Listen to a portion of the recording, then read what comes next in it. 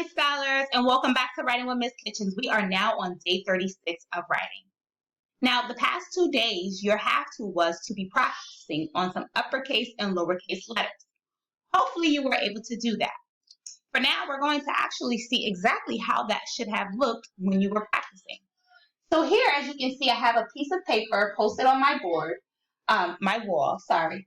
It says writing uppercase letters. So I'm just going to show you how to write a couple of uppercase letters, okay? So if you were going to write the letter how should that look? Right, it should look exactly like this. So if you have that on your paper for the letter sound, you're right on board, okay? Now if I want to write the letter B, the letter sound B, and which is a B, I'm going to write it just like this, okay? And so on, all right?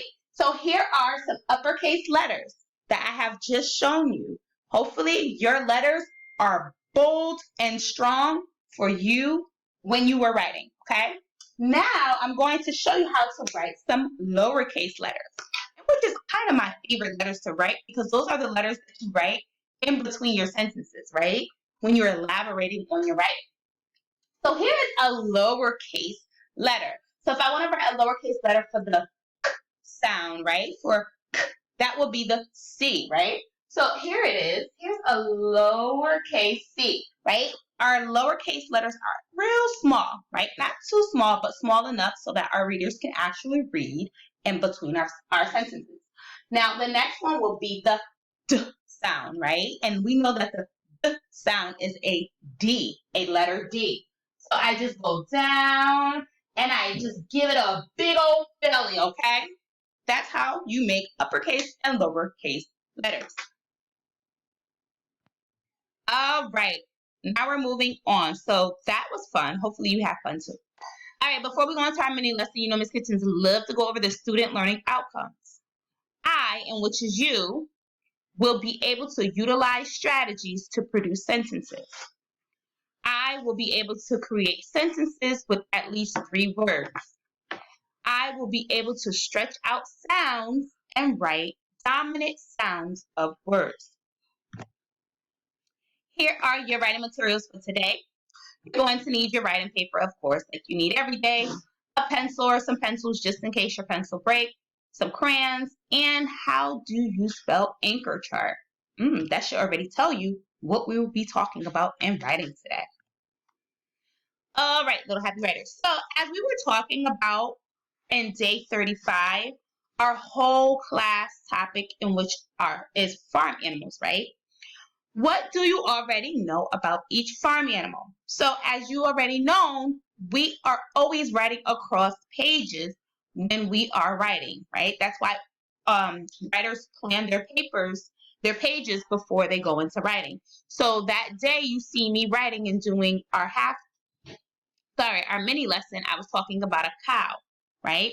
So in my next page, I should have been talking about a pig and how a pig has a round face and how a pig has pointy ears and how a pig is the color pink, right? So that's what you should have been doing. I only want to see you have about 1 to 4 pages about farm animals. You do not have to have a whole book full of farm animals, but for about 4 animals, and you should have at least 3 sentences each for each animal, okay?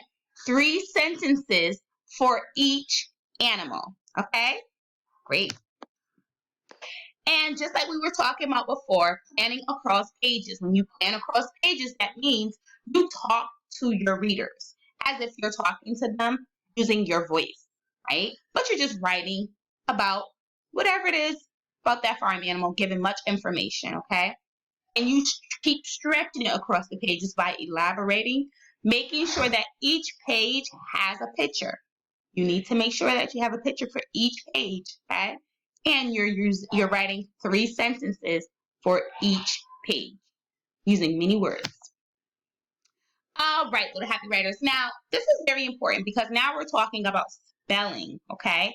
In which we are all capable of spelling. It just takes a lot of tasks for us to spell sometimes, because we have to sit there and we have to think about what it is that we want to say and how we are going to spell it, okay? All right, so when we are spelling words, we always make sure that as writers, we don't say, how do you spell, right? We don't ask those questions. We actually do something very, very important for us to get our words down. So looking here at our writers, don't say, how do you spell anchor chart? We spell the best way we can by trying these strategies. First, you say it slow, like a turtle, right? If I want to spell ball, I have to say it slowly so that I can be able to stretch out the words and hear all the sound of those letters to spell out that word, okay? Ball. I hear all of those letter sounds, in which will help me to better spell that word. Okay. We also check our word wall. You know, in school you have a word wall. Unfortunately, probably at home you don't have one, but if you do, you check the word wall. You're like, I know I heard that word before. Let me check my word wall to see if I can actually use the word that's on the word wall, instead of sitting there trying to really like fight myself on how to spell this word. Okay. And it says you use a word you know. So if there's a word that rhymes with ball, or a word that rhymes with cat, you can actually just change some of those letters, like the beginning sound, to make that word, and you're good, right? Like cat. But what if I really want to say bat? I'll say cat. Well, that sounds like at. I just changed the C letter with the B letter, and that will be bat. Let me show you.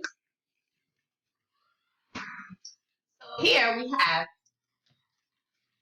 at, right? I'll just change the beginning sound to B, and that will create it to be bat, right? So then I'll just change it to B, and that makes it bat. Okay. And as you already know, they still have the middle at within those two words. Hopefully that makes sense to you. But we've been working on this during school because we're always trying to figure out how to spell words, right? But we don't ask, how do you spell? That's very important, that you're not asking those questions, that you're trying it out first. Here's some questions you can ask yourself when you're trying to spell a word. How do you know you hear that sound? Well, I know I hear that sound because I know during reading mastery with my teachers, we've been practicing letter sounds. So I know I have those sounds locked in my mind, so I could just use that and I can be able to write those words down. What other letter makes that sound? Like K, right? We know K can either be the letter C or the letter K, right? So we need to be very careful about what we are trying to spell when we're trying to spell which letter is which, right? Because if we're sounding out the letter K, and that could mean it can be a letter K or a letter C, that can be very confusing to us. So just be very intentional about what it is that you're trying to write and what it is that you're trying to spell. Can you read what you wrote? That's very important. So if I wrote some words and I cannot read those words, then it's going to be very hard for my readers to read those words too. So be very careful on your writing and making sure that you can read what you wrote. All right, little happy writers. How can I be successful in today's writing? Have to. Well, today you are going to work on stretching out those words of your stories and writing a letter for the sound you hear. You know how to plan out a sentence, so you need to focus on stretching those sounds out in the words. I want you to be able to read what you wrote. Okay, here's the student criteria for success. I will work on sounding out and stretching out words to write, and I will have more than 3 words in the sentence. Okay, so you're still writing about farm animals. Hopefully you are on your 3rd to 4th page. Tomorrow there will be no uploading for writing. However, you are using that time to catch up in your work, okay? And you need to also make sure that you have 3 words in each of your sentences for each of your pages, okay? At least. But I would love to see 3 sentences for each page. However, 3 words, 3 sentences on each line. Let me be very clear for you so you know what you're doing. So if I have 3 lines, 1, 2, 3, I'm going to have 3 words on each sentence. So I have 1 sentence, 2 sentences, 3 sentences. And I'm going to have 3 words, right? So I'll have, let's ignore this for right now. Let me just erase this off, right? I'll have the pig is pink. Now I have more than 3 sentences, 3 words in this sentence. However, I make sure that I have 1, 2, 3, at least 3 words in the sentence. Okay? There's some confusion. You can just text or email me, and I'll definitely help you with that. Here's your free write. You already know what you do with your free write time. You just go into your journal. You free write about whatever it is that you want to write about. This is about you, not us. And I hope you enjoy that time. All right, little happy writers. So let's just go over today's lesson really quick so that you understand what it is that you need to do. You're still writing about farm animals. Hopefully you're on your 3rd page or your 4th page. Writing across the page, 3 words, 3 sentences. Excuse me. I'm coming. Go ahead. 3 words, 3 sentences about your farm animal. Making sure that you are not asking the words of how do you spell. You are fighting to spell out those words yourself by sounding out those letters. Have an awesome day, and I wish you the best in your writing. Happy writing, little writers.